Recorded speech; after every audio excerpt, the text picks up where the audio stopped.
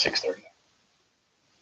All right, we'll go ahead and call this special session of the City of West Tawakoni County meeting to order. It's May 26, 6:30 p.m. We'll move right into invocation and pledge allegiance. Ramsey, if you lead us, please. Father, we thank you again for the opportunity to serve our community. And we ask that you grant us wisdom and clarity as we consider the matter before us tonight. And help us do what's right and make good decisions for the good of all our citizens. Watch over our city and those who live in it. We ask for that. Pledge allegiance to the flag of the United States of America and to the republic for which it stands, one nation, under God, indivisible, with liberty and justice for all. Thank you. Better late than never. Here he comes. Hold on. All right, we'll move on. We'll move on from there. Number 4, announcements. Council, city, do we have any announcements? I don't have any today. Nothing? Can't think of it. No, Mary's not feeling well. I'd like to bring up the option for a workshop. We've had some citizens reach out for a boat parade for Christmas this year. Whether we decide to do that or just a regular parade again, we should probably start those workshops to figure out what we want to do. But they'd really like to be involved for a boat parade for Christmas.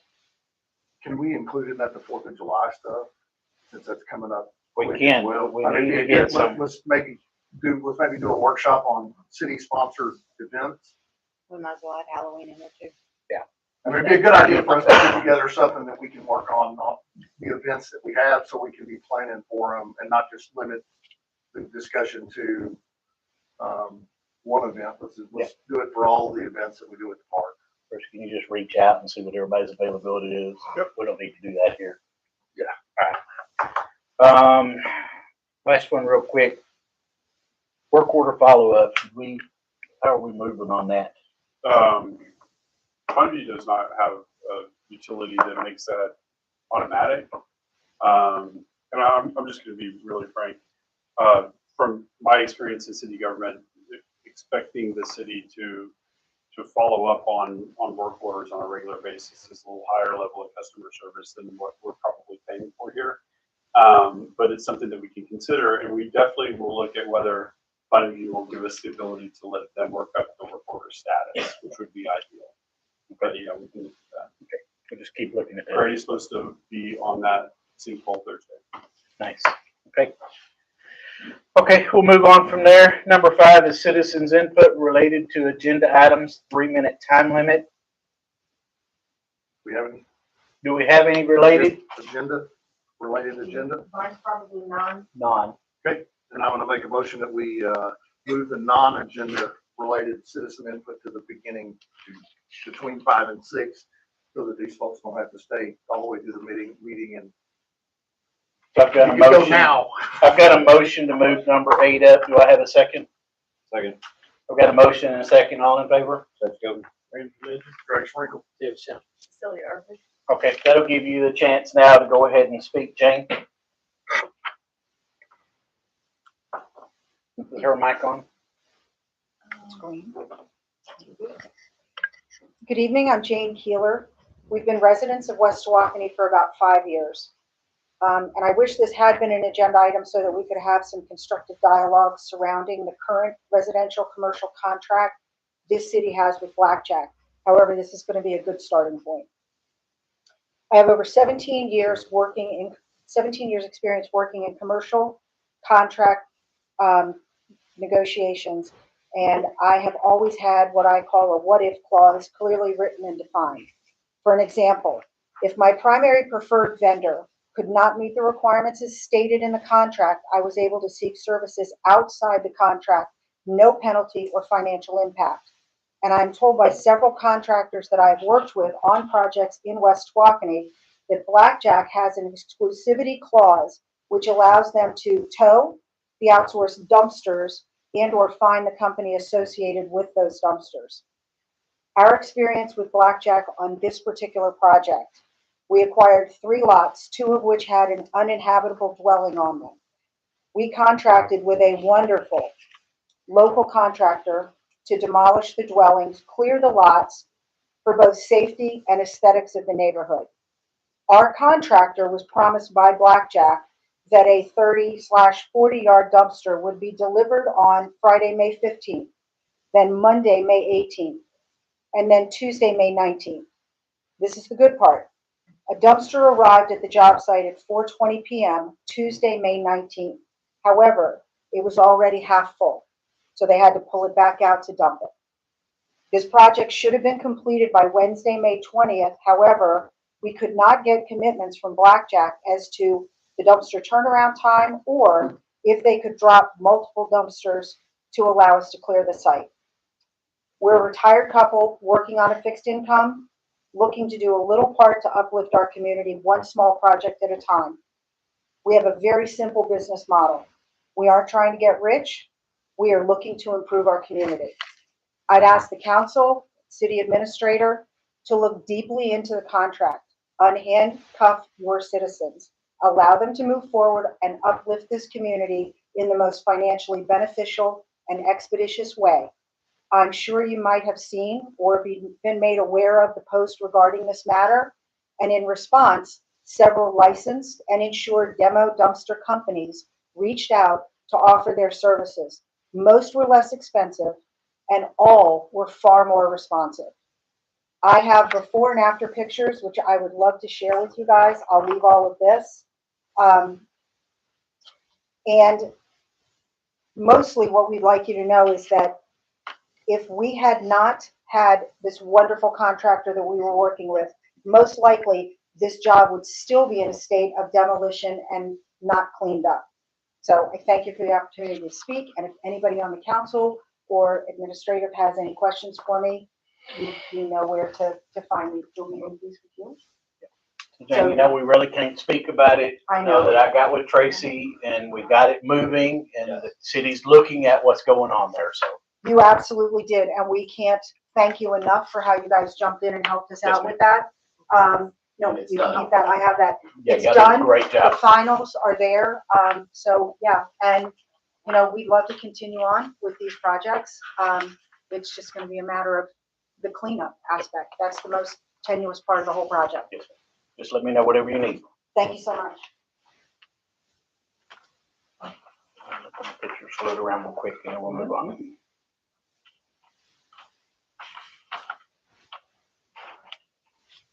I think that's firsthand, yeah.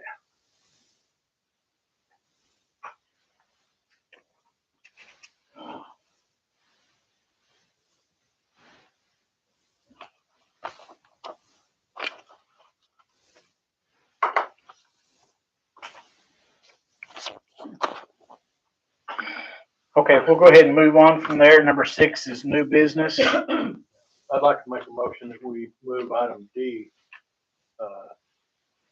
to the next, in front of item A. Okay, I've got a motion to move D up in front of A.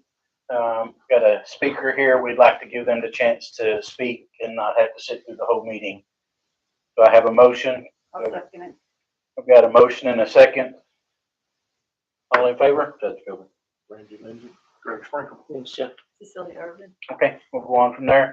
D is discussion and or action to give consent for the city of West Tawakoni to participate in Hunt County Emergency Service District election. I have asked Chief Ryan Biggers to come in and speak to you guys regarding this. He can fill us in and ask any questions. I know the paperwork was in your packet. Ryan, we'll let you have the floor to kind of go through the basis and then let them ask questions. So yeah, my name is Brian Biggers. I'm fire chief of the South Hunt County Fire and Rescue, serving the city of Quinlan north of here, and serve as president of the Hunt County Fire Association. Currently, the Tawakoni South, Tawakoni, and South Hunt County Fire and Rescue Fire Departments have combined to put in a petition for what's called an Emergency Services District. The Emergency Services District is a taxable entity that is formed for the sole purpose of providing fire and rescue services within its boundaries.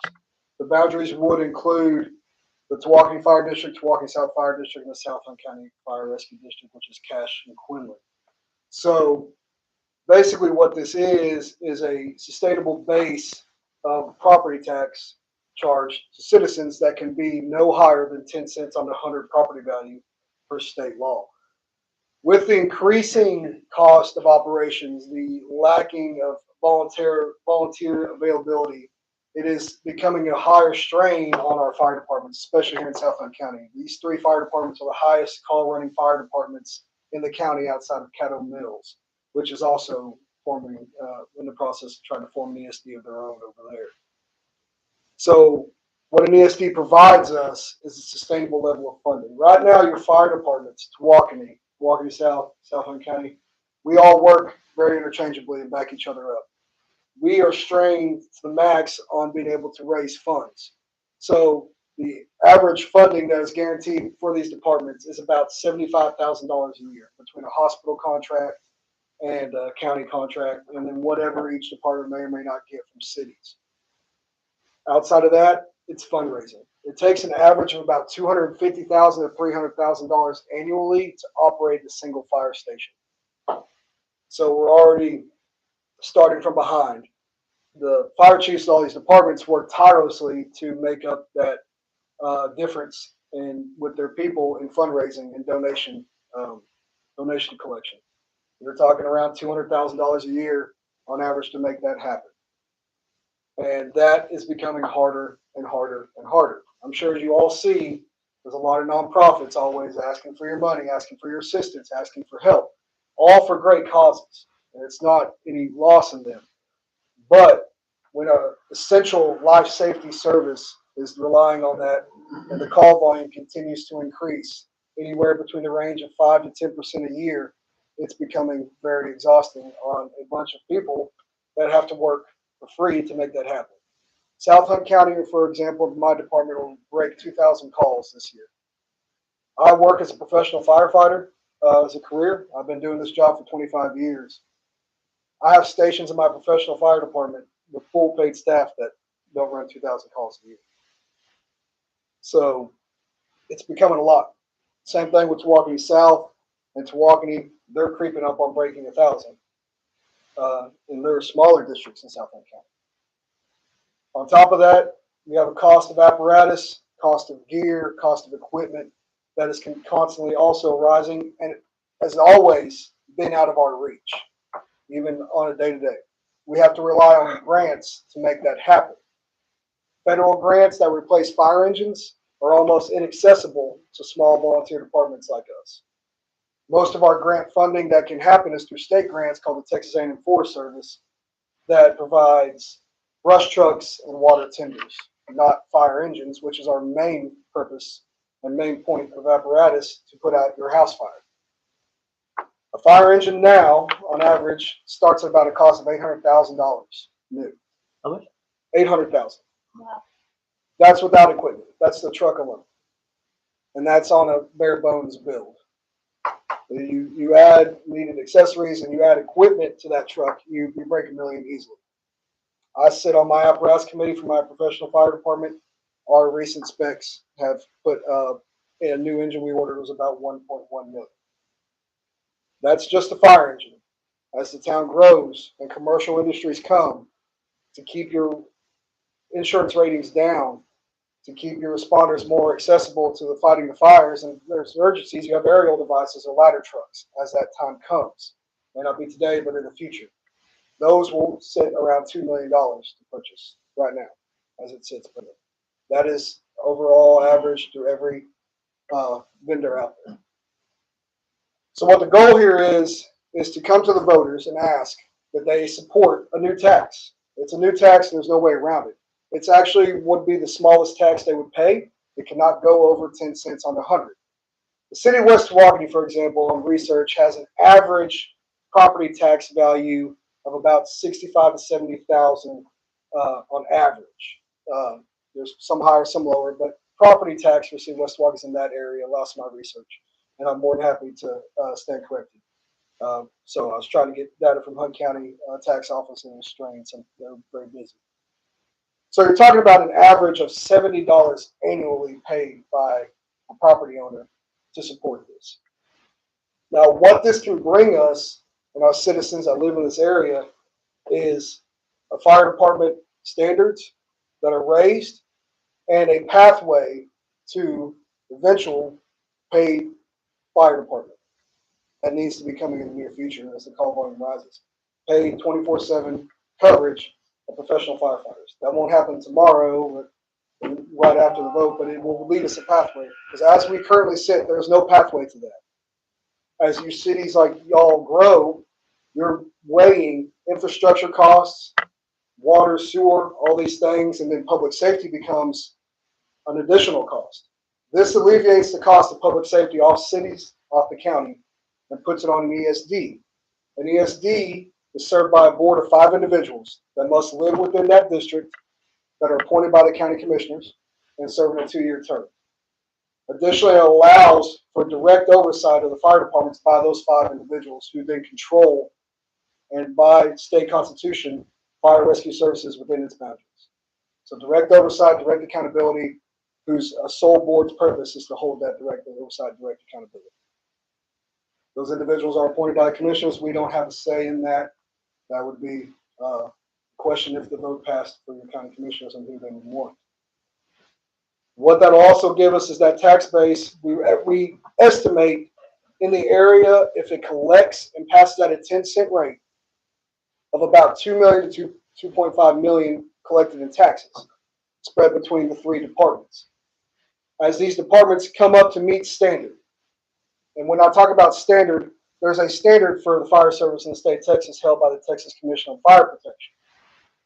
Currently, volunteer fire departments are exempt from that standard, which the state does in a favor to not require them to meet it because it costs a lot of funding, but also as a excuse not to have to fund them as much. Gear must be tested annually, hoses must be tested annually, ladders, fire apparatus, and we must keep equipment within a certain time frame.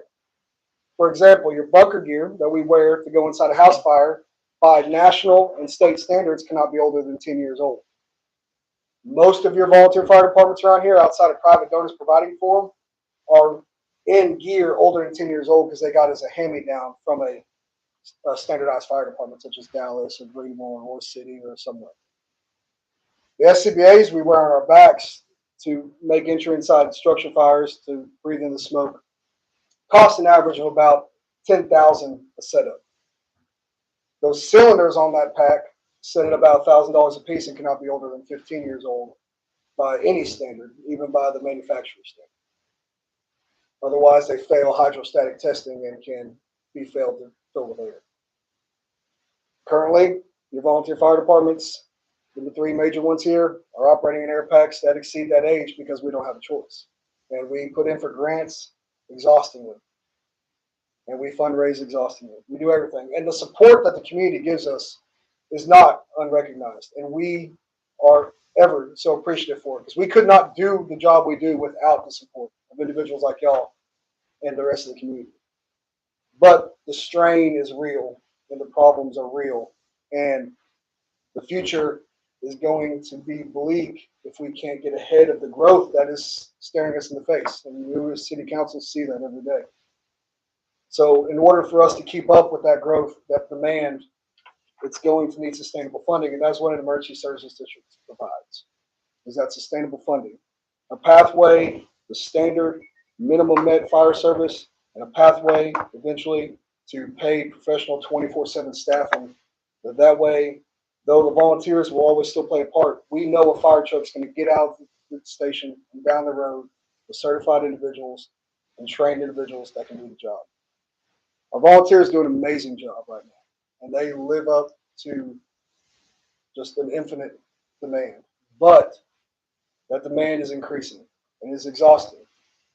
In the 80s and 90s, we were volunteer firefighting was easier a little bit. We work in a higher income, demanding world. It is harder for people to volunteer their time to work for free and have that station covered 24/7.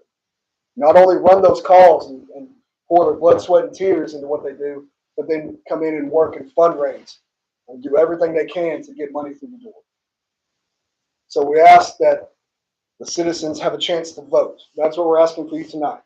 Just the Council of West Tawakoni allow the West Tawakoni citizens to vote as a part of this, to be a part of this ESD, so that they may vote and invest in the future of public safety in South Carolina. I have a question. Yes, sir. So let's say this happens, people vote and this happens. Now, these three fire departments, the West Rocking and South, will that become one entity? That is not, that's not the plan. That's not it. They would three individually answer to the board. The board controls the money. These departments would have to prepare budgets and budget requests with the board. And that board would then set standards that must be met and have direct oversight of those fire departments. And they would award that money based on a budgetary process. So they'll still remain voluntary then They would still remain individual entities, yes. Individual. They won't be voluntary.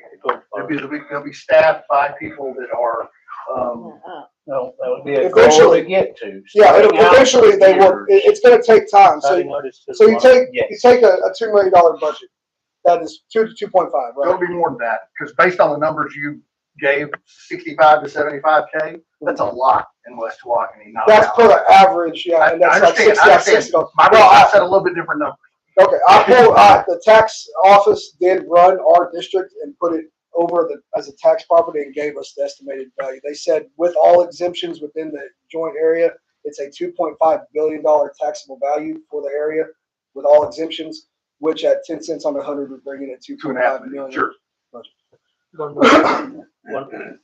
So once you have an entity like this, do you get more state funding or federal funding? No, we don't get more state or federal funding. The funding it allows, we still are able to apply for the grants. It does not stop us or hurt us for applying for those grants, but in time it makes and fills in the voids that those grants are not able to meet. So we talk about the process and how it's going to work. In the first couple of years, the first idea is to get volunteers what we call a stipend pay. A stipend pay is people that volunteer, they're given a small amount to do a shift or per call, $50 per shift or $10, $5 per call to be figured out. So that would allow volunteers to allow them to actually be reimbursed for their time, allowing it a little easier of the workload for people working for free. So though it's not a great amount of money, you're talking about people that can now volunteer for the fire department and with what they can earn annually, pay their property tax or go on a vacation or cover their Christmas or things of that nature, take the loads off of them. As that happens, we also need to be building the departments up to a standard. Before we can have full pay personnel, we must meet what's called the Texas Commission on Fire Protection Standard. The gear that those personnel must wear has to be less than 10 years old. The air packs and air cylinders must be within date and tested. The trucks must be within the testing ability, and their everything within the station must meet that minimum standard. So you're going to have a couple of years of building up that standard and bringing in apparatus, bringing in equipment to allow us to move forward. Once that standard's met, then you can come in and start full-time or part-time paying personnel, because then you fall under state guidelines and state mandates, so you cannot fully pay those people until you have a department that meets the minimum standard. Otherwise, then you face state fines and suspension of operation. I have a couple more questions. Go ahead. And my wife's a volunteer firefighter. So, Excellent. okay, so I appreciate what you folks all do. First off, because we're a lake community, we pay a proportionately higher amount of property taxes than non-lake communities. So that hits us a little bit harder. That 10% hits us, or that 10 cents on the 100 hits our houses a little bit harder. You mentioned that there's a board that's going to be appointed by the county commissioner. Are these the same county commissioners that closed our emergency center in Greenville and decided that we could travel to Commerce or Greenville to get emergency care? No, it's not, because that was the Hunt Regional Hospital Board that did that. Okay, so that was the Hunt Regional Hospital Board, but not the council, so not the same county commissioner. No, sir. What say will we have on who's on that board? That would be between y'all and the county commissioner. You meet with the county commissioners and you have your say on who you want on that board. But they have the final say. Yeah. And they will have the final say as to where those buildings reside. So today we have 3 fire departments. But The they may ESD say, board would have the say on, yeah. they could say that they want to, look, we think we can handle all this out of Quinlan, Mhm. right? And consolidate all and build a brand new building in Quinlan and be 15 miles away Mhm. instead of the 2.7 miles away. And see, what's great about, well, that aspect you brought up is a great point relating to the hospital. An emergency service district can't necessarily do that. They're required by their statute and standard to provide an increase and provide the best fire service possible. So if they remove a station and have it, a response lessened in an area that's paying the tax, then that is against their regulation and they can't be held accountable by the community. Held accountable how? That'll be between legal and whether they go and petition. So I go to court while my house is burning down? Legal. I'm just being realistic, right? Right. Because it doesn't just affect my taxes. Mhm. If you move more than 5 miles from my house today, my property insurance goes up considerably. If I go from an L4, I think it's an ISO class 4 to 7. Exactly. To an ISO class 10, Mhm. my insurance goes from $5,000 a year to $10,000 Exactly. a year.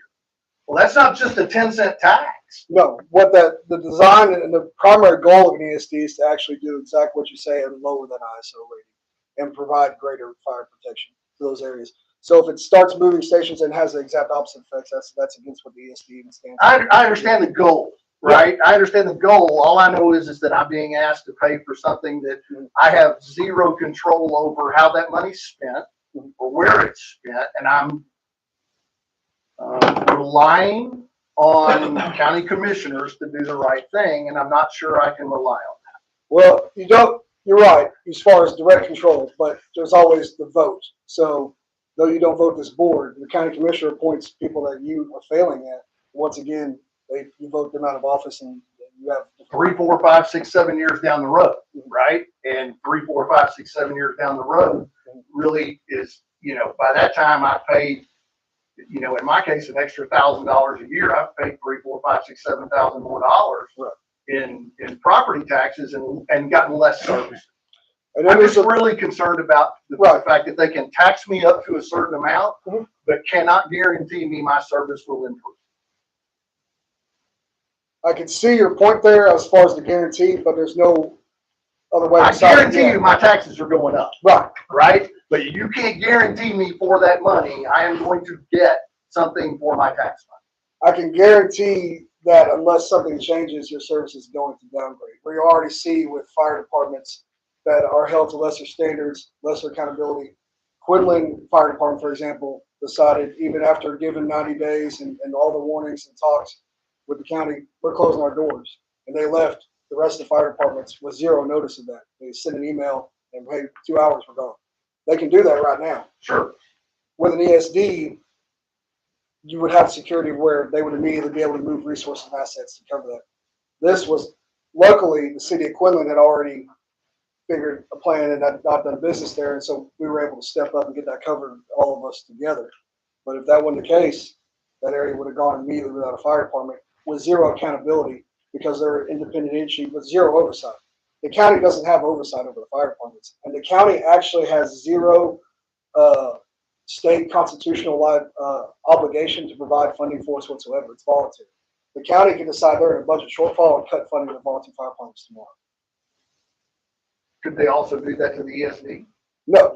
The ESD is an independent taxing entity, just like your school board. Okay. Yeah.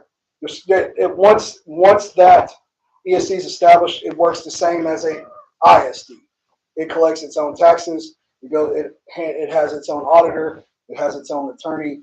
It has its own tax collection. It has a tax collecting entity. The board is appointed by the commissioners at this point. There is legislation for it, and I don't really preach about this because it's all what is. That moves. There is ESD boards that are elected if the population is over so much of the ESD, but there is legislation moving forward to make the ESD board commissioners elected across all ESDs. But it's not currently happening. Not currently law at this time. You have to have 100,000 more within your ESD to have a elected ESD board.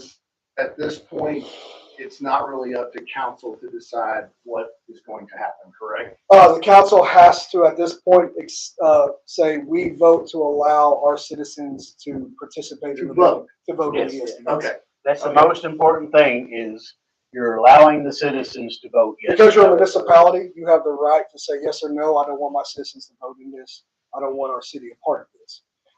But we believe it's the best and the most for the health of the citizens that we serve, that they have an opportunity for a say within this. Definitely up to them. Yes. Now, as part of the questions, which are fantastic questions, I encourage that kind of talk with us, and that way we can bring these issues forward. And if it passes, we already have issues that the county needs to understand is the concerns about how they appoint these board members and what accountability they need to be held to. So, additionally, as we move past and we get county approval and municipality approval to move to the ballot would be in November. We then will go out and start doing what we consider our town hall tour of citizen education.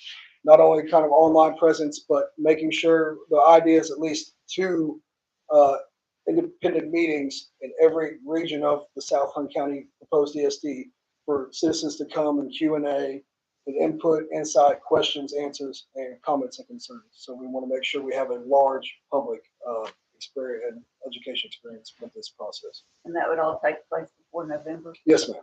Yes, ma'am. Currently, the process here is y'all are voting to accept, Quinlan is voting to accept or deny, both y'all as the options. And then the county is currently in the process of doing its part to say we are voting to allow it to go to ballot. The county has to approve it to go to ballot as well with any standard petition that has to be voted on. The county commissioners approved it to go to ballot. So that's our current stance. We're waiting on that process. Once we're approved for ballot, then we start our public campaign to educate and inform voters of what this is going to be. Now, your granted your ISO is a fantastic point. We have 4-7 within 5 miles of the fire station. A lot of areas even further, and some are 6, 7, 8, 9 outside 5 miles, 9, 10.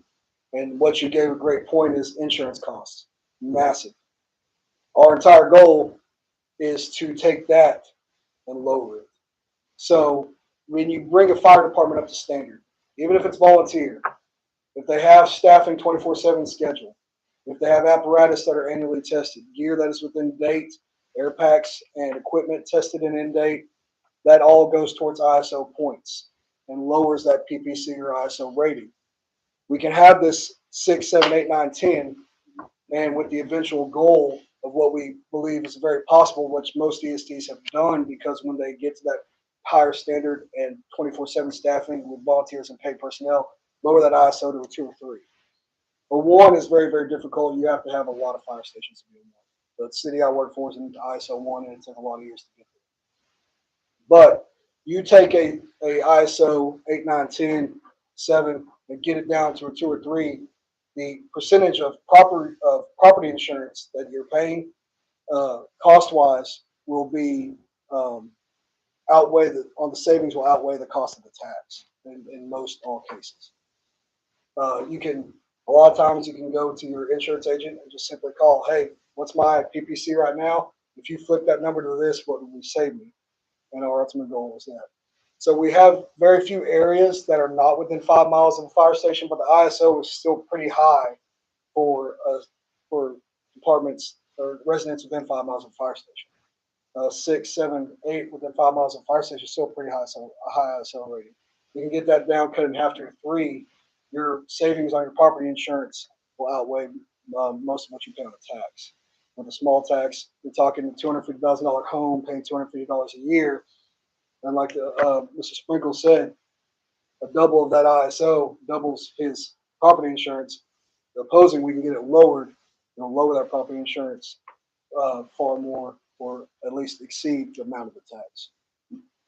So in other words, you're saying, the average household is 70,000. In the city of West Tawakoni, Yes, that's what. so- Now the average the entire ESD is about Right. 250. So West Walkley, 70,000, so they'll pay $70 more Yes, for this, Mhm. but their insurance should come down more than 70, right? You would it think? should on average, yes, as the departments meet standard. As the departments meet standard and then call for ISO surveys and personal protection class surveys is what these insurance companies use to rate. As Tawakoni, for example, comes in and they have all their apparatus under 20 years old, pump tested annually, ladders tested annually. They can show they staff their station 24/7. Training records meet that they are sending people to fire school, EMT school, paramedic school, and they meet certain training standards, and they have the proper gear. The ISO immediately starts lowering. And then it goes even lower. Homestead, they have a homestead discount, there's a discount on that tax too. All property tax exemptions and homesteads apply the same here.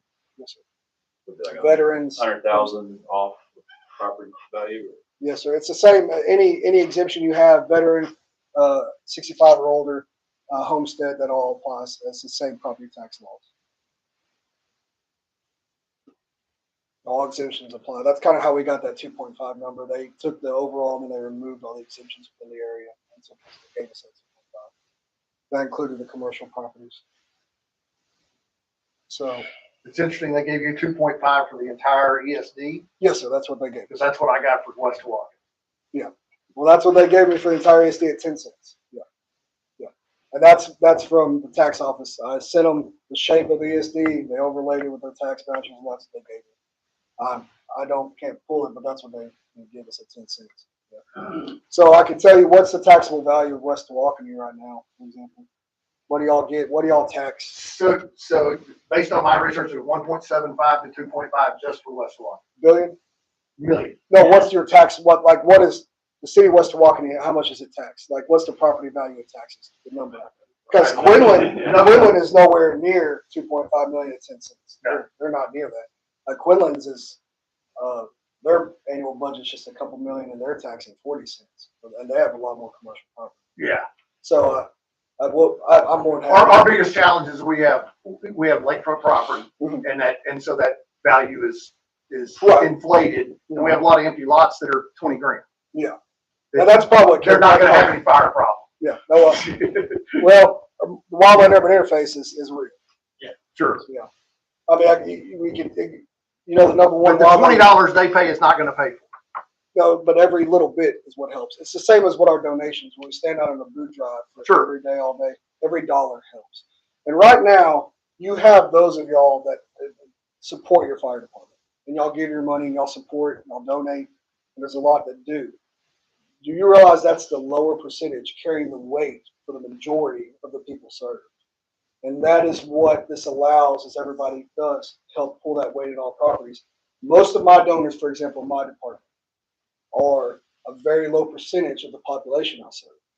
I have a barbecue supper. I serve about 250 to 300 people. My population I serve is around 13,000 to 17,000. So, and those 300 people that come to my barbecue give all year long, come to every single fundraiser I have. And then I have a couple of my larger donors that help out. Those 300 people are carrying the weight of the 17,000 I serve. And thank God for those 300 people, and thank God for everybody that knows. But of those 300 people that I see at every barbecue, I maybe ran calls on 50 of them. But they invest in us because they know that what we can do, and that we're going to be there for them in their time of need. And this is what this is. This tax is an investment in the future and the prospect of moving forward with the fire service and growing fire protection in the Southern County.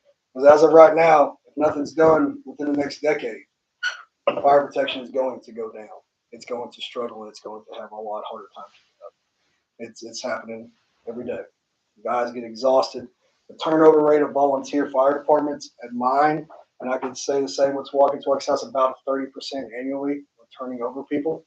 So we're losing the experience because people just get burned out, exhausted. It's hard. And the demand is difficult. The calls never stop. The Tawakoni Fire Department, West Tawakoni Fire Department right here, averages probably 3 to 4 calls a day on average. That's quite a bit of making sure someone is there 24/7 to answer maybe those 3 or 4 calls. Those 3 or 4 calls can be anywhere from a CPR, from somebody's loved one that needs immediate attention, to a house fire, to a motor vehicle accident, to a grass fire impinging on a home.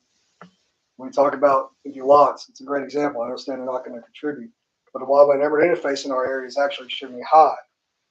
We see wildland fires all in the news, and we think about those things.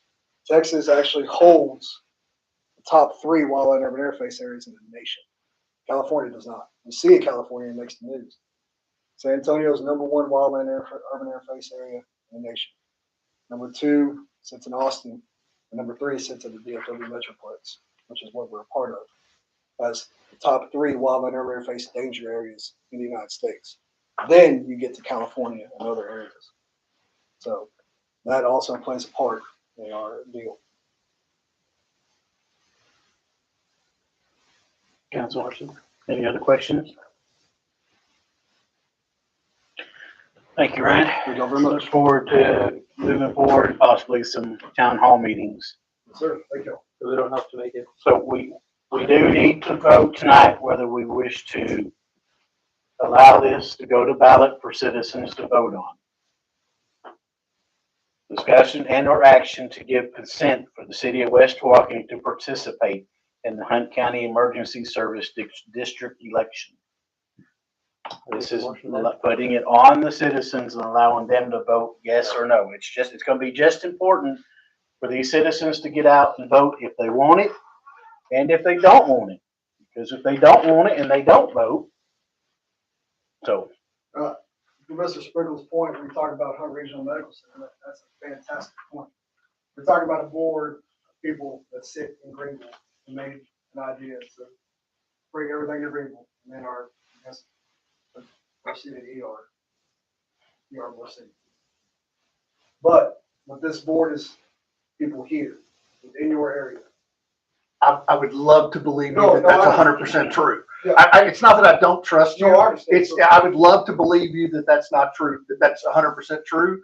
I had a conversation, Paul standing in the back of the room, I had a conversation Saturday with him about some juvenile delinquents. And you know what I heard? There's no beds for juvenile delinquents. If they pick them up, they take them home.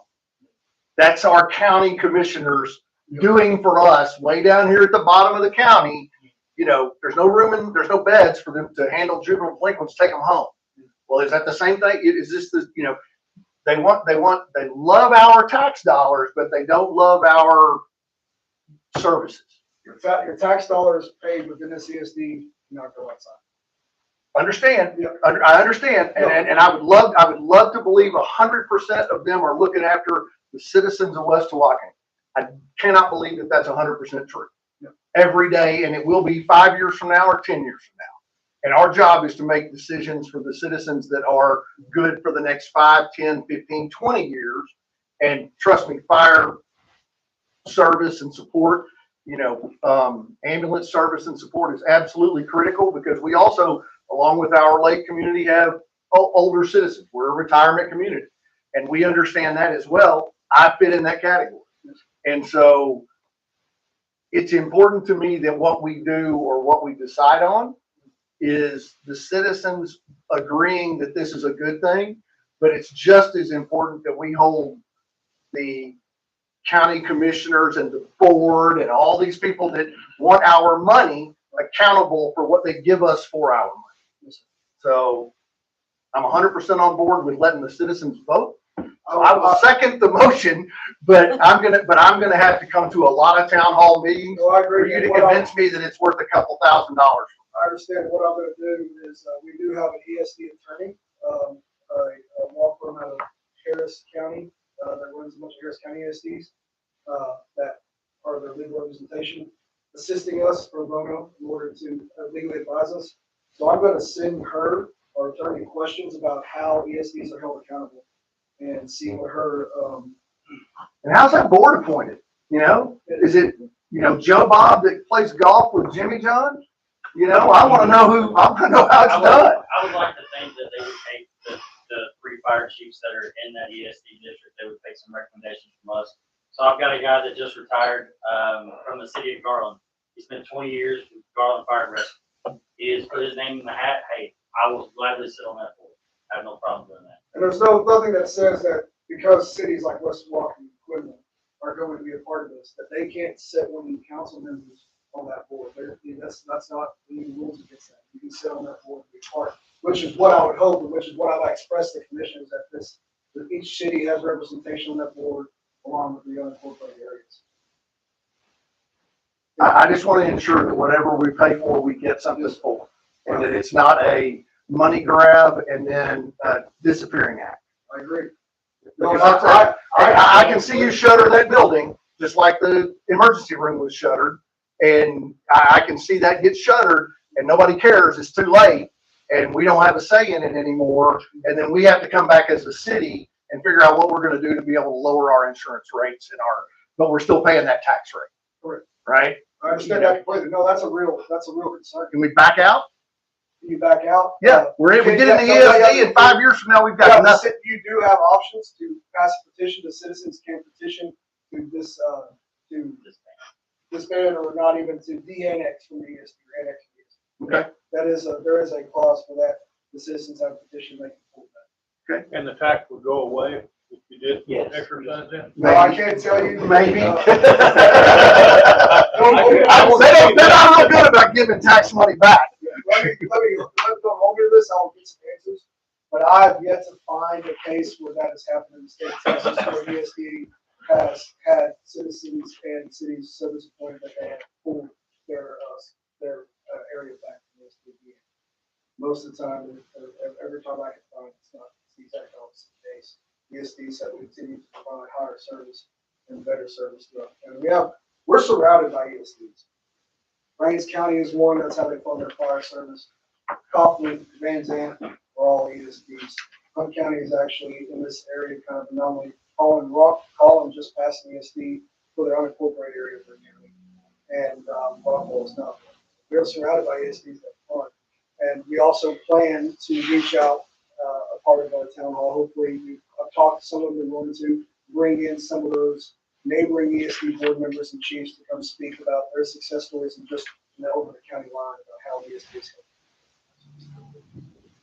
Okay. So Brian, if in putting this together, do we have some input in the terms of the way it works, or is this something that is totally defined and we're either in or out?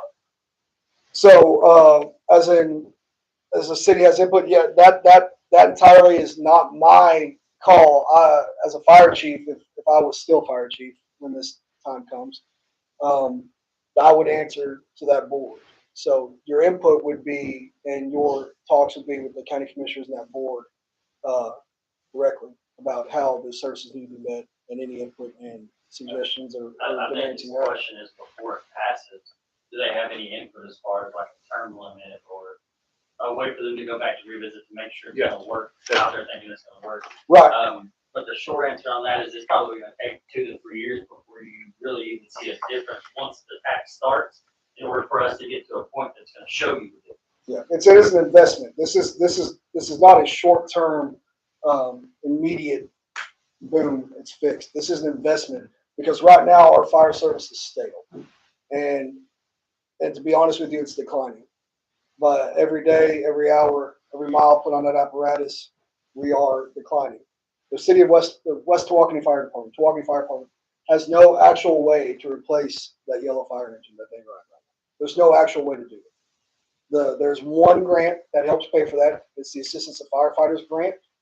And the city of West Tawakoni and the Tawakoni Fire Department is in competition with Washington, D.C., Dallas, Los Angeles, all to replace who last grant round, AFG bought, we didn't get a fire engine several years ago, but Washington, D.C. Fire Department got a brand new hazmat assistance firefighters. That's how the competition is. That's the only real way to replace things like fire engine. With gear grants, bunker gear grants, you set the state grant, it maxes $25,000. That gets us 5 sets of bunker gear. And we can reapply for that grant immediately. On an average, we're seeing acceptance of that about every 5 to 10 years. And currently on trucks, they're so backlogged they had to add more money. Now we are fighting, and I'm actually planning to go state legislature this next round to continue to fight to continue that grant funding and increasement.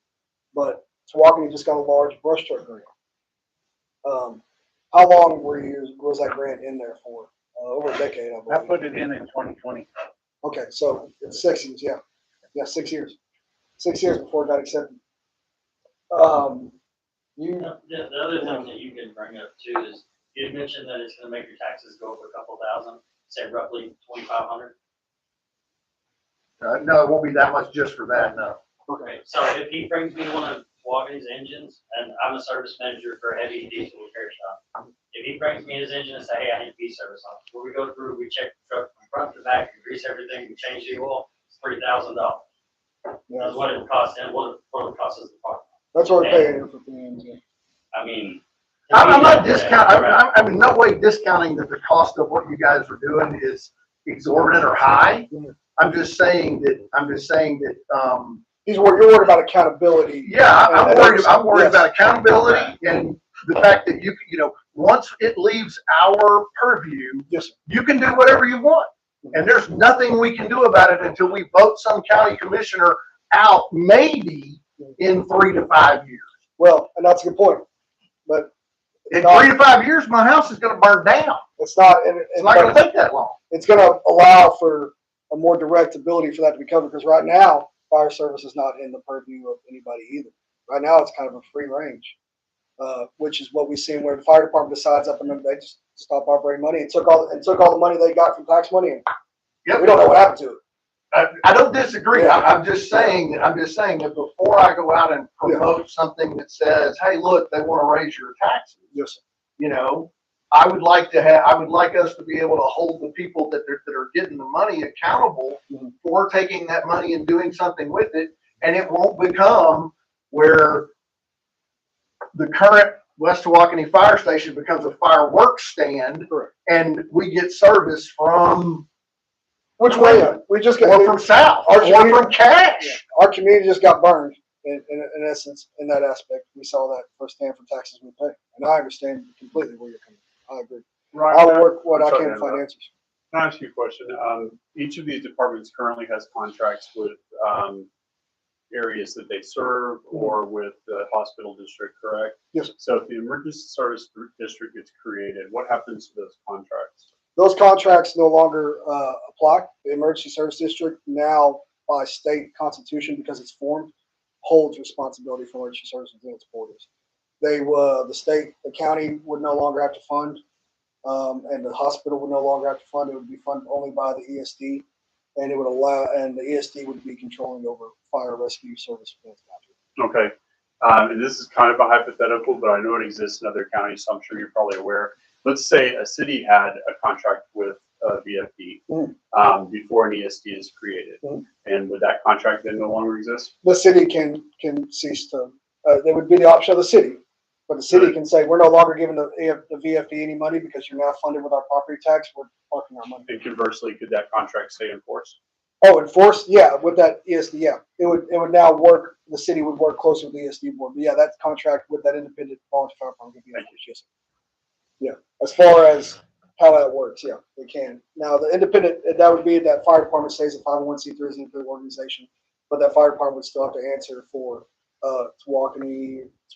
So all of a sudden, if your tax dollars are paying my station in cash, but your tax dollars are paying for my station in cash, and I sign a contract with the city of Lono to start providing service, I can't do that because I'm taking tax dollars from the ESD to provide for service outside the ESD's boundaries. I would then be pulled. The ESD would probably either get rid of me, take over my fire department, and make sure the money that is invested stays within the ESD borders as it should. So within the ESD, cities could seek out some accountability through contracts with the Correct. individual cities. Correct. Yeah. Cities can have individual agreements with the ESD on oversight and abilities. That would be work between the city and the ESD board. Yes. Any other questions, Councilman? One question I got, should we table it until next time, because it doesn't say anything on here on the agenda about presentation for citizens to come talk? So we can, We already had a motion. but we do already have a motion, which I want that spelled out a little bit better, but we do have a motion in a second, so. But again, you are only voting to allow it to go. You are in no way voting on it to happen. You're just allowing it to go and be on a ballot. To allow the citizens to make the decision. I make the motion to allow the citizens of the city to vote yes or no to this proposition of ESB. Okay, so I had a motion I second. Your second still stands. Yes. All right, I got a motion and a second. You got that down? All in favor? I'm not gonna vote because it's not on the agenda. Greg Sprinkle. Yes. Sylvia Irvin. Motion passed. Thank you, Ryan. We look forward to those workshops. Mr. Sprinkle, I'm gonna try to get you some answers to your direct questions about accountability. Thank you. Yes, sir. Thank you. Share it with all of us. Yeah, if you don't get it. I may ask the questions just because I'm allowed. No, it would be very helpful because it would also be a part of any presentation we give. It's great questions. It gives you something to look So he's on an email chain with the administrator and secretary, so if he gets it to them, then they can get it out to y'all. For sure. Okay, so we're gonna move on from there, back to A, discussion and or action on water rate study quote. Mr. Kidwell? Okay, so, I don't think this is a new topic for council. It's something that's been visited and revisited a few times. And so I wanted us to have the opportunity to look at the cost for a water rate study. I got us a quote. I actually went to Jacob and Martin because of the work that we've been doing with them, or that they've been doing with us. And they said that rather than act as middlemen in this, they just sent us to the people that they would have subbed it out to. And so that's how we got in contact with ZACTAX, and that's the quote that was in your packet. I think it's 15,000 if I remember right. And if you look through their materials, they talk about, getting the right methodology, making sure it's something that's defensible. And they also work with city council about your goals. If all you want to do is have an equitable setting of rates for now, that's great. They can make that happen. If you want to look at infrastructure needs over the next 1, 3, 5 years and have rates that help anticipate that, then they can help with that as well. And so I'm putting a professional service in front of you that we currently have the dollars to contract with if we want. And the reason that I'm putting it in front of you, rather than just doing it, which actually I think the city administrator probably do, is you also have the opportunity, if you would prefer, to go with the Texas Rural Water Association. Yeah, Texas Rural Water Association, who provides this service through a nonprofit, and can get you a good defensible rate that you can work with. The reason that we got this quote is the turnaround from ZACTAX is estimated at 60 to 90 days from once they get all their information. I'm pretty sure, based on the audits we're going through, we would be able to get to most of that information pretty quickly. The turnaround for the nonprofit is nebulous. Jacob and Martin indicated that they did wait for a year on one. And so I wanted to give you the opportunity to just weigh whether you wanted to spend the money and get something in the next few months, or whether you wanted to not spend the money and wait possibly a year for the outcome. But I think, this is something I think Ramsey's dear to Ramsey's heart. He has been talking about it for a long time. I think it's a good thing. We gotta have it. I've got a few questions. I'm not a fan of just looking at one number and making a decision. I'd like to see an RFP going out, get some prices, at least 3. I'd like to see at least 3 prices. The company that you mentioned, or this particular one, maybe another one. I'd like to see 3 numbers, just so we can at least let them come talk to us. We like to see them. I don't really like to just take one number and say, yeah, just give them the money. I never did it in my whole life. Was the company that brought us that number, was that recommended from Jacob and Martin? Correct. Yeah. So that our engineering firm has used them before. Right now, I get what you're saying. If it was a lot more money, I would probably agree with you. I think it's 15,000. Is that right? Yeah. If it was Just one more thing. This is just water study, right? No. What Water actual? water and sewer rates. Both. Yeah. Well, yes. Council can choose how to set sewer rates, whether they want to set it, following a water rate formula or using some other formula, and the consultant would help with however you want to do that. If you're going to do a study, might also do a study, for both. Or they did as far as the study goes. Look at our costs and what we're incurring now, and then ideally what we'll be incurring the future based on build out so that we could build some capacity to meet that need. And I think there would be some market analysis as well. And those, the result of that study is gonna tie into, I presume, things like impact fees. I would guess that there, some of the grants want to see that as well. Right. Yeah, and we've already authorized Jacob and Martin to go ahead with an impact fee study. So we should be approaching an impact fee decision point in the near future. Having a water rate study ongoing at the same time would probably be pretty helpful. A topic that I'm comfortable. I thought it's just. It just says water rates. Okay, I'll double check the quote, because I read it. in my conversation with the consultant, it was something that they would work with us on, but I'll double check. I feel comfortable bringing this up under this topic. Long-term water rights and capacity are something that are a really hot topic with municipal government in Texas right now. And even though we have what seems like a really stable, reliable water source right now, and we don't pay really a whole lot for what we get, that's not guaranteed too long in the future. And so I think that one of the things that I'm going to be bringing to council is to look at whether and how we might want to lock up more water capacity in the future and for how long. And I think that a rate study that considers that possibility would be valuable to have in our hands. Oh, there's no question, this is a good thing. I just like to see some more numbers and also make sure sewer is included. Yeah, for sure. But one of the things that also helps with this being a company associated with Jacob and Martin is they've already been for our city and they've already built the models. So we don't have to pay them to do that. If we bring in another company, we would potentially have to build them to start at ground bottom and rebuild all the models of our city. So Jacob and Martin can plug things in and it'll tell them your water pressure is going to run at this on this end of town or at this address.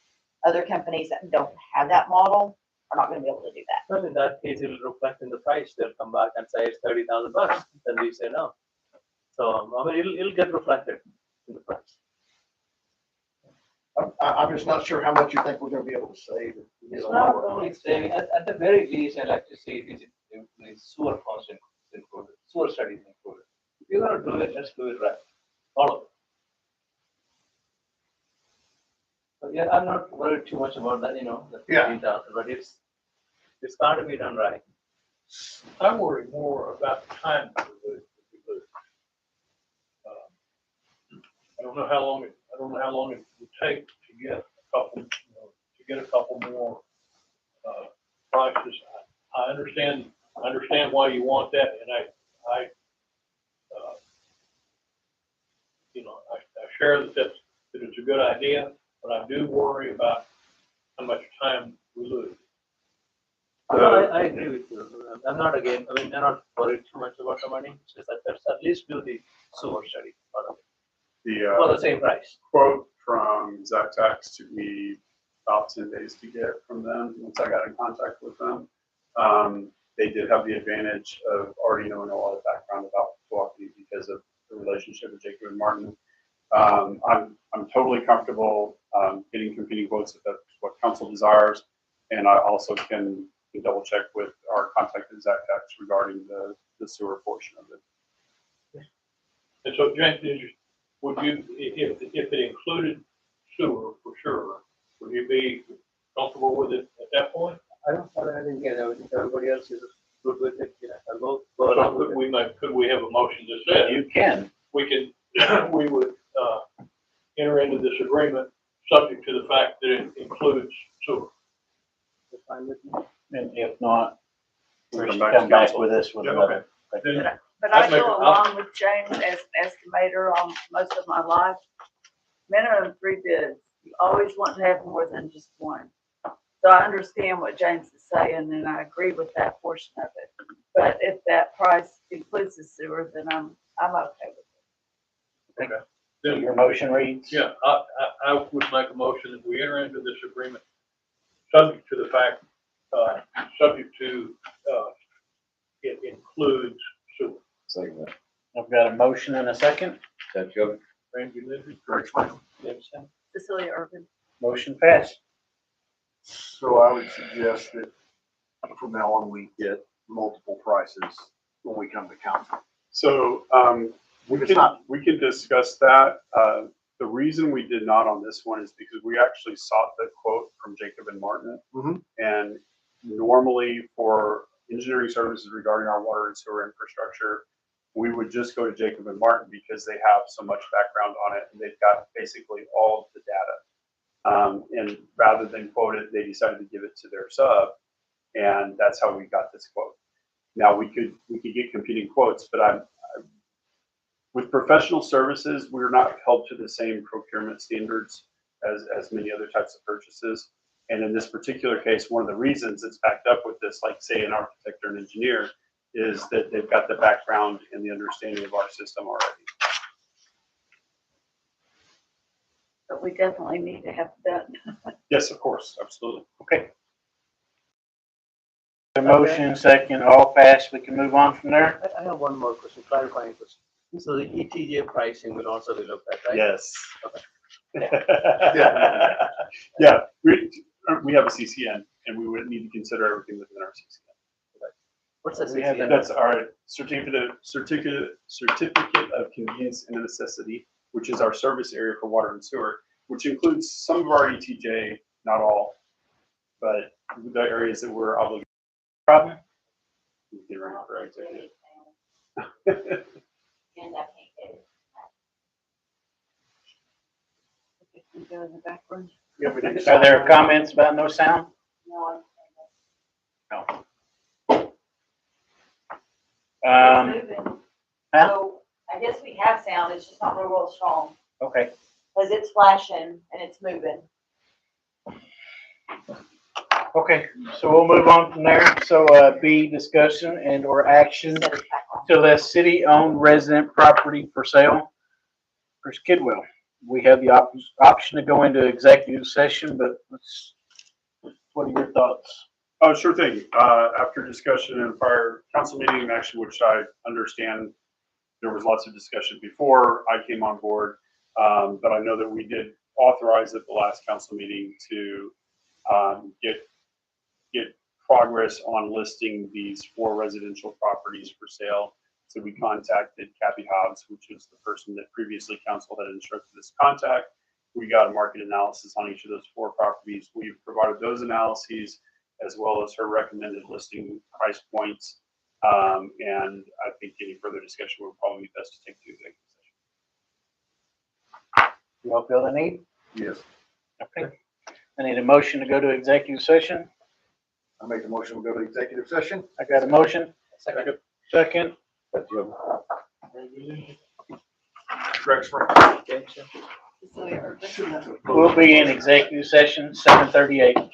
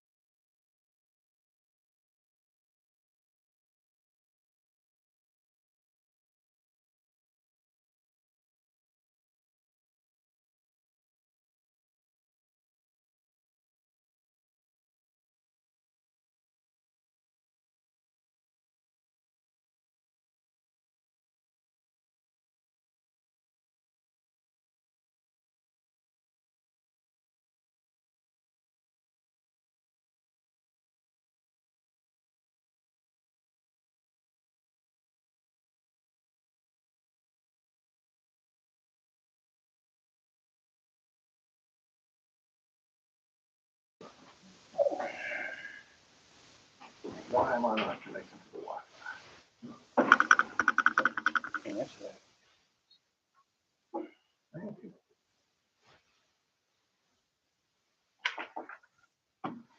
Today at 2:55.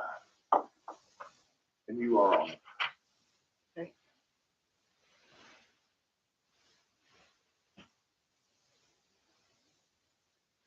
Did you look at that map? You got a picture of that map? Okay, if we're ready, we'll call us back to order 7:50.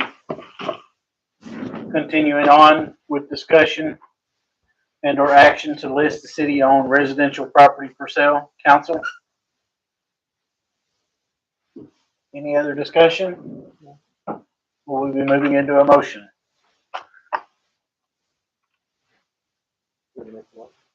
Go ahead. You make You make it. I make a motion that we list the properties available for sale based on the discussion in executive session. I have a motion on the table. Who seconded that one? Second. I got a motion and a second. All in favor? Judge Govan. Randy Nugent. Greg Sprinkle. Yes, sure. Cecilia Irvin. Motion passed. We'll move on. C, discussion and or action on resolution authorizing publication of financial assistance for the Texas Water Development Board for the water system improvement and making certain findings in connection therewith. Mr. Kidwell? Okay, so, this, the OSIG grant that has been discussed in the past, the council is hoping can fund some, radio read water meters. Jacob and Martin is getting us ready to be able to do that. See, right? Yeah. Yes. And, Mary has provided us note resolution is needed to be able to apply for the grant from the Texas Water Development Board later this summer. In the case of this grant, it is one that requires a resolution from council. Jacob and Martin has provided the resolution and also the background materials, and I'm happy to answer any questions. For the smart water meters. Questions, council? I'll make a motion to pass the resolution for the, needed to be able to apply for the grant from Texas Water Development Board later this summer.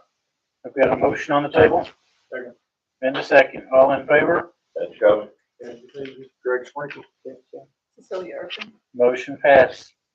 Moving on, we've already mentioned D. We'll move on to E. Discussion or possible action regarding the installation of an awning and or cover walkway at the police department facility for protection of evidence, equipment, city vehicles, and personnel during weather-related conditions. Mr. Jacoby. I want to table that for now, but try to put it on the, discussion around the budget time. So you're making a motion to table it? Yes. Got a motion to table E. Second that. Got a second. All in favor? Judge Govan. Randy Nugent. Greg Sprinkle. Cecilia Irvin. Motion passed. Moving on to F, discussion and or action to create a workshop to discuss possible property exchange with the EDC. James. So the best location for the city hall, we think, is the property in front of the city, in front of City Park. That's about an acre, is 0.996 acres or something like that. It's about an acre. So we had a discussion with the UDC, their president, right? UDC President Donna, and we suggested suggested that they would take the same amount of acreage, 1 acre, from the west side of the city's property, this 2.5 acre property, on the west side facing the metal buildings. But we still keep the 1.5 acres on the east side, which is adjacent to all of these developments that are coming. So this will give us the city an option to sell it or use it. So that is more valuable property, adjacent to the hotel, adjacent to all the other developments. So we keep that and exchange the 1 acre with them for their prime land. Okay. So there is they are willing to do it, I believe. We had a discussion, I think they may have to go through their EDC to finalize it, but that's what we are So recommending. basically, we need to set a workshop for y'all to discuss it. And then once y'all get through your discussion, it can become an agenda item, and then you can approve or deny what you want to do with it. And then it would go before the EDC for them to look at. They say they want to trade, which, Yes, sir. Yes, sir. which land is it? So if you are looking at the city park, Yeah. you know where the EDC building is at, where all that property is at. Next to the city park, what is the service club right there? Ambets. So next to that Ambets, we own 2.5 acres. So they basically would take an acre next to the Ambets in exchange, leave us with the 1.5 acres on the other side that is adjacent to all the development coming in. Do we need to resurvey that 2.5 acres to cut that acre out? It It would would have to be surveyed. replatted. Does it have to be replatted and everything? Uh-huh. Replatted. You'd have to go through public notices and all that, which is why you really want a workshop to sit there and break this down and discuss it and have it on a deal by itself, where we don't have a bunch of other agenda items. I think that 2.5 acres is good for a city hall. So, So that's why we need to move this into a workshop. So if everybody agrees, we'll do a motion. I don't want to ask you to set the workshop right now. I'd ask you to have Chris reach out and try to set that up with everybody for an appropriate time. We just need to move forward with approval to do a workshop on it. Make a motion, we have a workshop. that's it. Ramsey Lindsay. Let's go. Greg Sprinkle. Yes. Cecilia Irvin. Motion passed. Chris, you'll take care of that for us? Yes, sir. Okay, we'll move on from there. Discussion and or action, review the city administrator evaluation guidelines. James Chimp. We also have the option to move into executive session on this one. I would recommend that we do. We do? Yes. I make a motion that we move to executive session. I've got a motion for executive Second. session. I've got a second. All in favor? Let's go. Randy Lindsay. Greg Sprinkle. Cecilia Irvin. Who's seconding that one? I heard two. Ramsey did it first. Who did second? James. I did second. Thank you. Okay, we'll be in executive session at 7:57. So Barry made the forms for me to sign, that y'all discussed only this issue there. Well, I'm being there or not? Yes. Yeah, I agree. Y'all agree? Yeah. Okay. We have the option.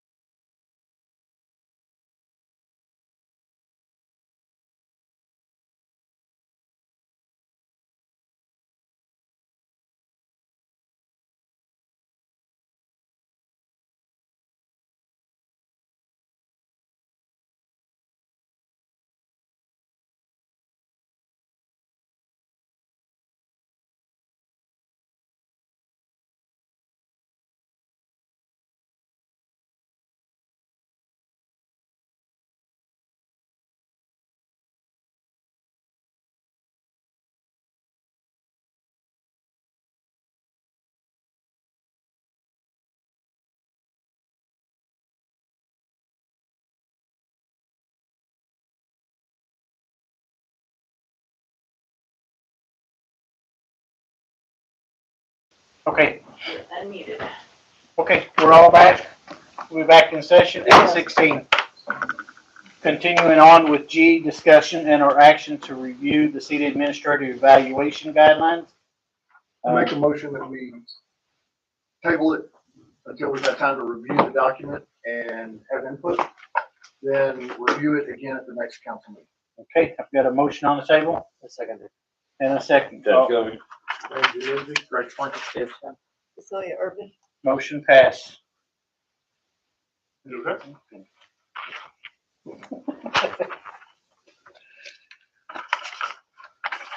Okay, we'll move on from there to H. Discussion and or action to approve budget amendments. Mary is not here. So what are y'all prepared to, She gave notes for this, and I can explain each of these. okay? So, sure we got the right one here. Drainage, right. So, had a lot of conversations with JD and with our road contractor Grady about road conditions and how drainage affects our road conditions. And to just try to make it as sweet and simple as possible, it feels like a lot of the rock we put down to fix roads gets washed away or just doesn't do the job it needs to do because of drainage. And we can't just go and cut ditches here and there and replace culverts here and there because of things that it could affect downstream from where we do that work. Everything you do with regard to drainage has an impact elsewhere from where you actually do that work, unless you start at the bottom. So I approached Jacob and Martin about a drainage study for Rabbit Cove Road because that is a long stretch that has had chronic problems for years and years, and that also has the potential to have a negative impact on properties along the way, especially toward the end of the run. Same with shorter stretches, Sandy Lynn and Shenandoah. These are the dead-end roads coming off of 276, the dead end into private property with no real drainage built into how they were developed. And so these roads get water across them, they get water into people's yards. And so rather than just continuing to throw rock down on these roads, what's going to happen if we just do that is we'll eventually just push water out more into other people's property. And what I would like to do is get Jacob and Martin to tell us what our reasonable options are for handling the drainage on each of these roads so that we have the ability to approach them strategically instead of guessing, which is what happens when we go out there and look at it. And the quote is only for 10,000 on this. Mary and I got our lines crossed on the numbers. And so we don't have 10,000 in professional services in the general fund that we can use for this. And we can't use water fund to fund all of this. So what we've put in here is to transfer some from cash reserves into general fund and then to use some of the water fund to fund about half an hour. That's right, because we got our wires crossed on the numbers. It's only 10,000, so it would be 5 and 5. Okay. And you can make a motion to make it at 5 if you'd like. Instead of 7,500. It's gonna be 5. It's written wrong here. 7,500 needs to be 5, right.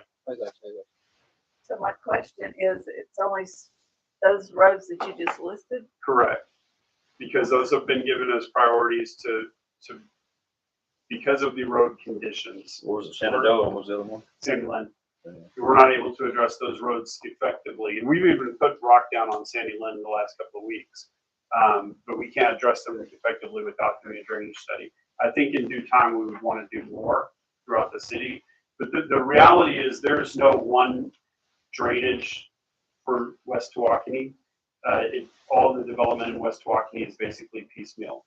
And so doing a comprehensive drainage study for the city wouldn't be very effective. You've got full drains going off here and then here and here, especially with your dead end roads.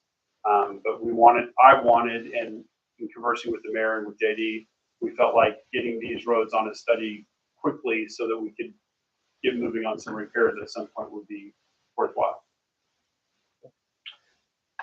And these roads were actually in the comprehensive plan for year If one? I remember at Sandy Lynn and Shenandoah, I would have to go back and I know Rabbit Cove is definitely on comp plan. Yeah. So they were either already in the comp plan for year one, or they fell over from last year that didn't get completed. So yes, we're looking at doing more, but we're also looking at following the comp plan, and try to add to it where we can. Okay, so if there's an issue that comes up, then it gets addressed whether it's on those 3 roads or not? We would continue looking at funding for them. This is the funding to get the study for those. And then we just have to keep moving forward. I mean, we can't do every one at one time as much as we'd love to. So in JD's budget there's some of this that he can do, and there's some that he would have to hire out. And one of the reasons I want to do this is to help them prioritize which of these things we can do first. Generally, we think that the drainage needs to happen before additional road repairs occur, unless they're, just emergency Band-Aid type repairs. And this would help us rank those in order and like, hey, maybe I can get this done in June, July, August, or whenever, with his remaining budget, and then help us prioritize his budget for next year as well. What do they do when they do a drainage study? I don't know, because I'm not an engineer. But they're evaluating where the water's supposed to be going, where the natural flow should be. And there's some stuff in the comp plan where they talk about storm frequency, storm size, water runoff, culvert sizes, that kind of thing. And so I assume they're gonna do at least that. They model what the water does in a storm, and then I can do that for you. well, correct. Yes, you can.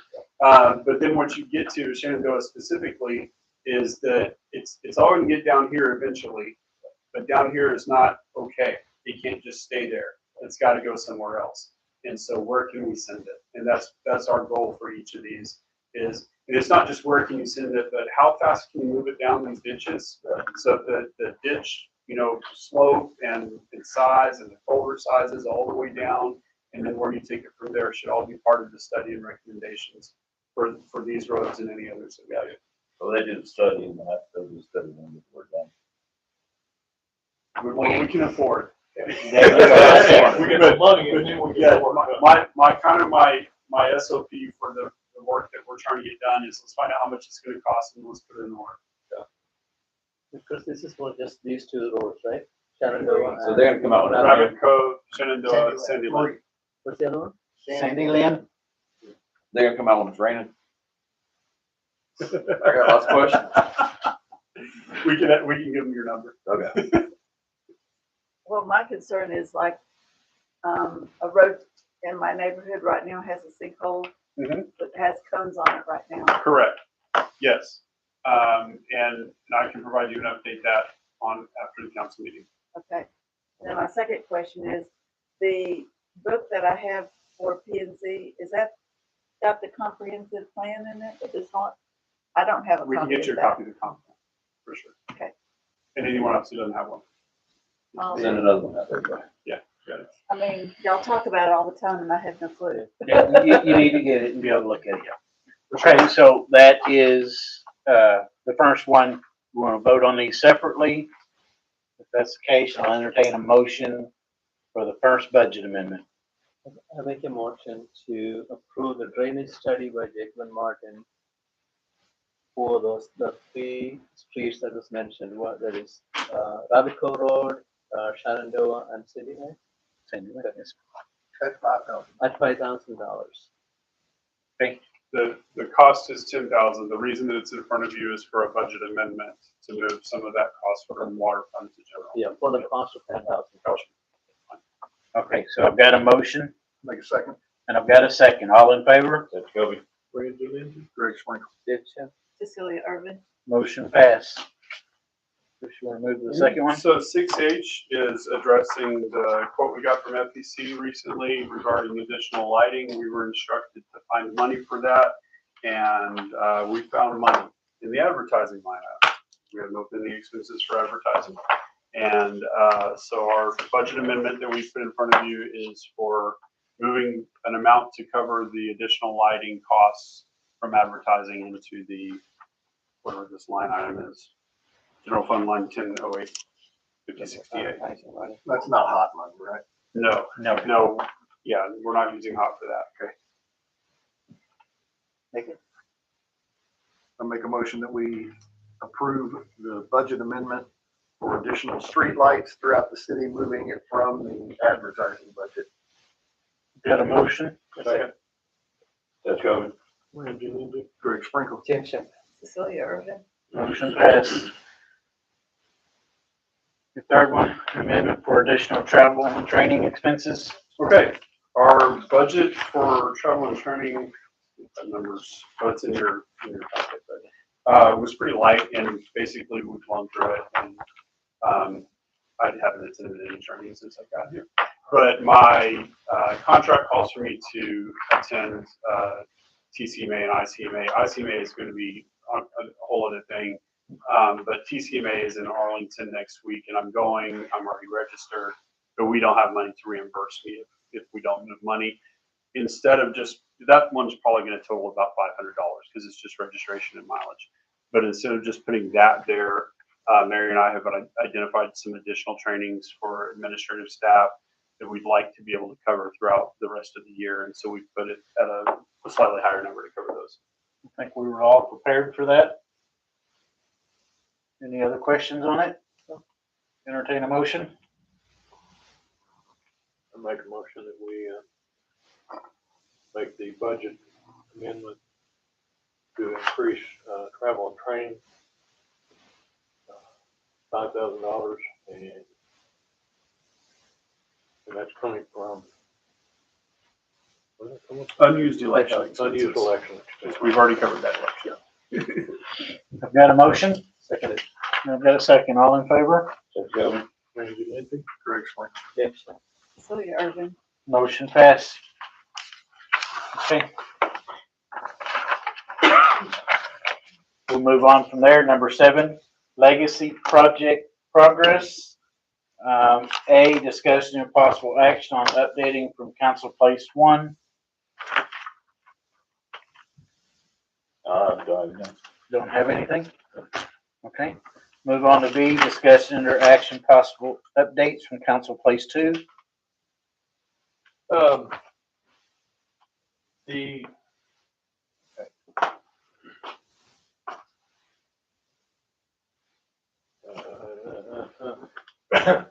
So we're gonna remove the Maze Lane from my, list until we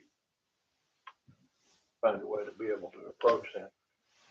What I would like to do, I'd like to add another one to mine, and that would be, I'll call it technology modernization. And that would be to advocate and improve our security, our cybersecurity, organization, resiliency of the city's digital system, records, and technology infrastructure. Okay. The other things we're in progress, and I don't have any updates on those. Okay.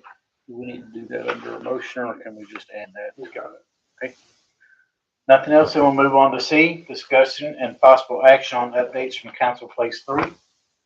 Park upgrades, we're still in the midst of doing the table replacement.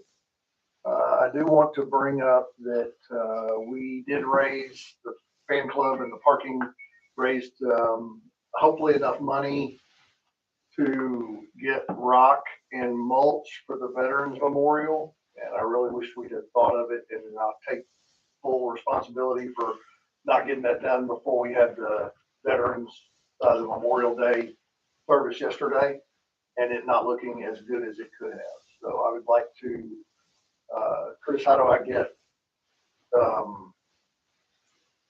money spent out of that money we raised for rock and mulch in the Veterans Memorial? We'll get into the right line item and get that going. Okay.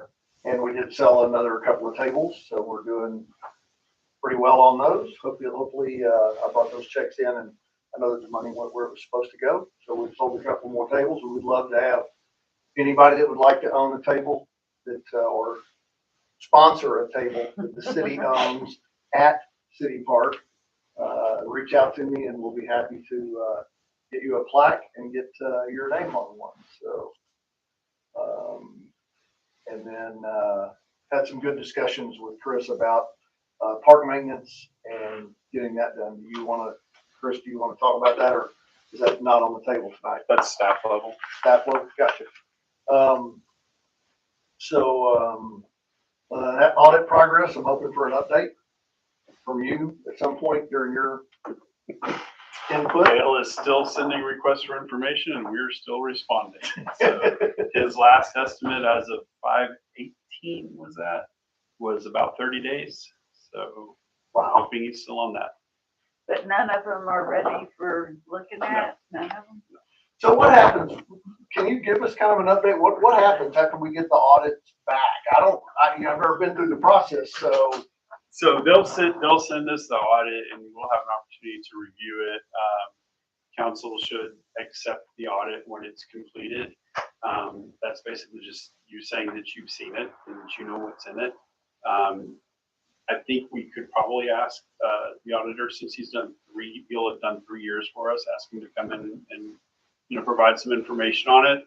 I think you've probably read audited financial statements before from the city, but he'll provide an auditor's letter just with a brief summary and his methodologies, and then he'll talk about any qualifications to his opinion as to whether the audited statements are complete. And I'll be honest and say that I think his opinion will be qualified, and that there will probably be issues with things that we were not able to find in terms of documentation from 2 and 3 years ago. Sure. So I think that's something the council needs to be prepared for. He also may make observations or recommendations based on our financial controls and our procedures, which in my opinion are probably also lacking, especially from 2 or 3 years ago. So I think those are all pieces of information that you would anticipate seeing in an audit of this nature that's basically forensic going back 3 years. But then once you've had a chance to look at it and you've received it, then council says, yes, we accept this audit. And it's not as to whether you like the result or not, it's that it's been given to you. Right. You're right.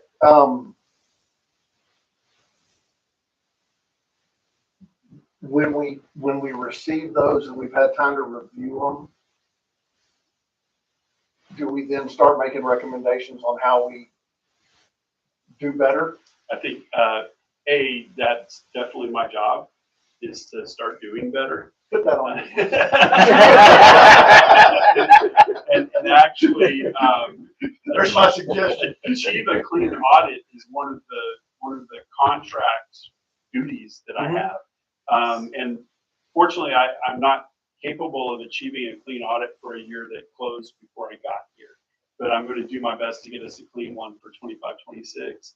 And using the recommendations and observations from Dale, I believe will help us. Mary and Jeannie are already putting processes in that are helping us get closer. A lot of this was in progress before we started the audit, but then he's helped us identify even more. And when we get the audited financial statements, then we'll know even more about what we need to be doing.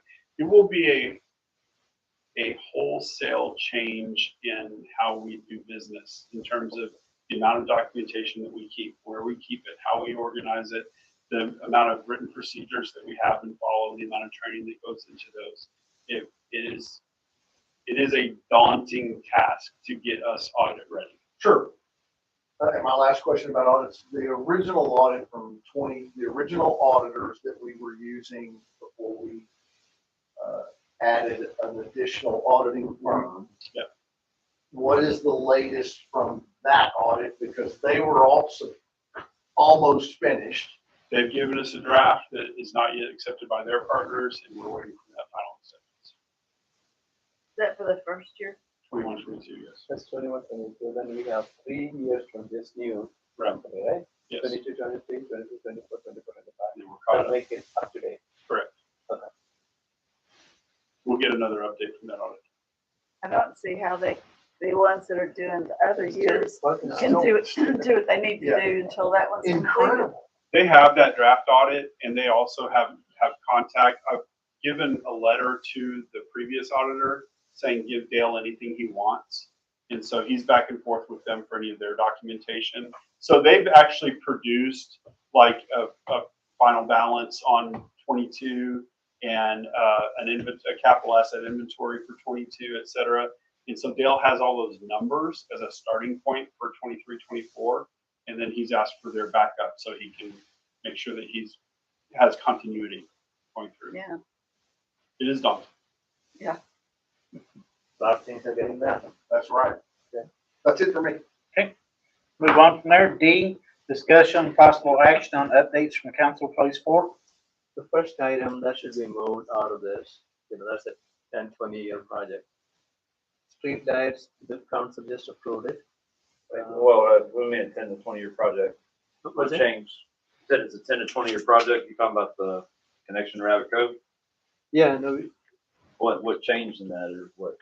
we couldn't find a solution, and it's Okay. got to be, it's got to be planned. It's the roads have to be created through private property and stuff like that. It's going to take a lot of time. When we get to strategic planning, I want to give you an example of how we would approach that from a strategic capital plan standpoint, and then council can start thinking that direction with projects like this. Yes. Okay. Very. The street lights, we talked about new city hall. We're still in the process of working through it. So we talked about part of it today. Okay. That's it. That's it. Move on from there. E, discussion and or possible action on updates from council place 5. Right, sign ordinance is already, that should be taken off, that was already processed. And for a new one, Greg, it will be on his 3 Or yours. and mine, because Yeah, we're working yeah. together on it. I guess it doesn't matter which one it's on, but we're gonna start looking for, better cell coverage. And we're already starting to talk to people about that, so we'll have updates on that. So that needs to be added to one of ours. Shannon gave us a lead. We ran with it and have had already had a couple of good discussions. Excellent. You can put it on yours and I'm just helping you. Are you talking to these companies? We're talking to the cell tower companies, not AT&T or Verizon or whoever. We're talking to the tower folks. American Power, those kind of people, right? Whoever, yeah. Right. Be happy to talk to you. If you know any, we're happy to take names and numbers and call them and have a discussion. But we're also talking to AT&T and Yes. Verizon and those. Yeah. Two. Whoever wants to put them in, we want all of them to. I may have something. I'll send it to whatever. Send it to or send it to Chris that way. Or, okay, then it goes on your list. No, it's on yours. Well, then it has to be sent to me. She said just send it to Chris. I don't send it to Chris. Chris, send it to Because otherwise, Cecilia. yeah. Got it. Copy Absolutely. me. Community outreach, I don't know exactly how it got named this. I'm a little confused about this because I was just concentrating on the newsletter, which is not happening. And I need to get with Mary on that. Because she and I already discussed that was a duty that she's supposed to be taking care of every month. So I don't know why that's not happening other than everybody's busy. But as far as online social media, I have no interest because there's no way to control them. Anybody can create any kind of Facebook page. They can say anything they want to on that. And all you can do is combat them. I don't even get on social media very rarely. So if anybody wants to take that over and try to control somebody, they're welcome to it, but that's not something I want to do. To clarify, the city has a Facebook page, Yes. and Mary and Amanda both provide information on that, but they don't engage in any commentary on that page or any other pages. And then we've reviewed that policy that covers that. So I am concerned about our monthly newsletter. It goes out on our page. It didn't get done this last month. Right. Up to date on what's going on there, and I'll check into it. With what I see happening right now, I'm pretty sure it got backburnered, but we'll take a look at that. okay. Yeah, because I can't wait. I mean, we had all this stuff going on in the park. All this could have been put out there. There's, updating events that come in and If it it's needs not to be yet, a priority. if it's not updated regularly, no one will go to it. Right.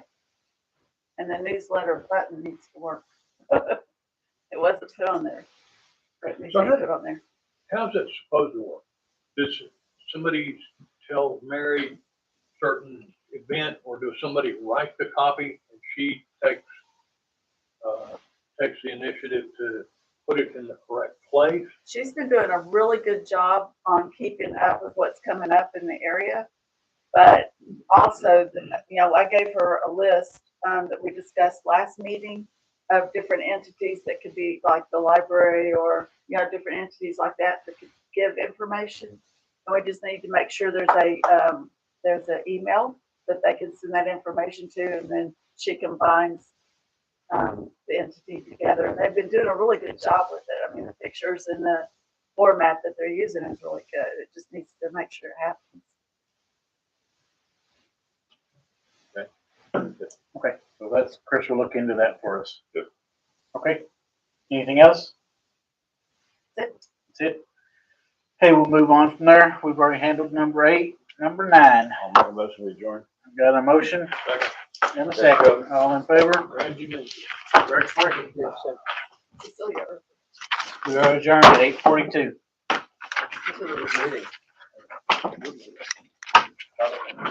Lady Mary. Mary's sick, and I don't know the second part of that. Yeah, and then they give you this for Mary. For Mary. In the short period of time, you're on top of things. That way she has I'm chasing. notes. Good, great. It looks like a lot of notes. She'll still have to watch the live. Yeah, we gotta get our times down and everything. Anything